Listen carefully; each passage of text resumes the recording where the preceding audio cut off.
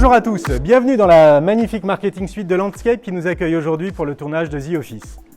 À l'heure où l'écologie est dans toutes les têtes, le sujet de l'empreinte carbone des entreprises est plus que jamais d'actualité. Face à ces enjeux de transition énergétique et de réduction des consommations, le secteur de l'immobilier d'entreprise a un rôle primordial à jouer. Entré en vigueur le 1er octobre 2019, le décret tertiaire contraint tous les bâtiments tertiaires d'une surface supérieure ou égale à 1000 m² à réaliser des économies d'énergie. En effet, aujourd'hui, il représente 43% de la consommation d'énergie en France. Qui est concerné par l'entrée en vigueur de cette réglementation?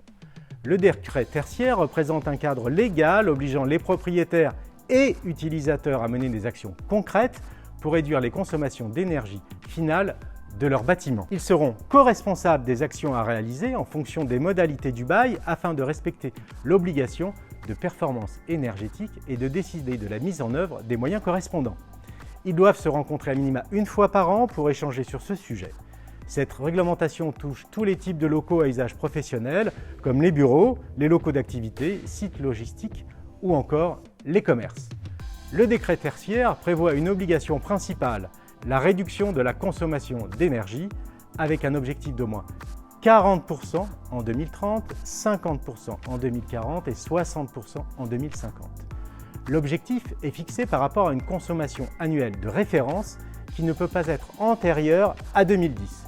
Au plus tard, le 30 septembre 2022, propriétaires et locataires auront donc dû transmettre ces données sur la plateforme dédiée nommée Opera. Pour mesurer l'effort à accomplir pour chaque bâtiment, deux méthodes de calcul sont mises en place, l'une dite en valeur relative et l'autre dite en valeur absolue. La première convenant mieux aux bâtiments anciens, plus énergivores, et la deuxième aux bâtiments récents. À ce titre, nous vous invitons à lire notre livre blanc à paraître dans les prochaines semaines pour plus d'informations sur ces méthodes de calcul qui risquent de vous occuper dans les mois à venir. À noter que le décret tertiaire prend en compte le patrimoine total de l'assujetti. Il est donc possible de créer un crédit de transfert d'énergie sur les immeubles les plus vertueux vers les moins vertueux. Que se passe-t-il entre le 30 septembre 2022 et le 1er janvier 2030 ?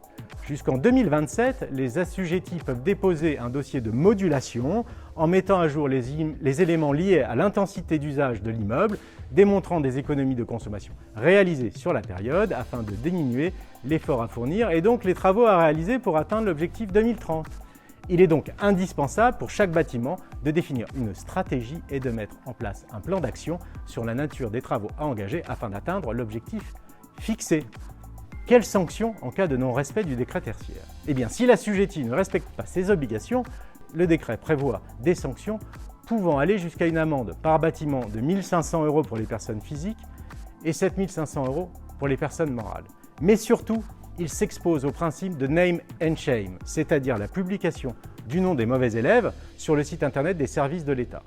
Vous l'aurez compris, ces sanctions en termes d'image seront sans doute bien plus efficaces que les modestes sanctions économiques. Toute une palette d'outils permettent de maîtriser la consommation d'un bâtiment, comme la mise en place de compteurs connectés, de réseaux intelligents, mais également le changement du système de chauffage, de climatisation, d'éclairage ou encore l'amélioration de l'isolation.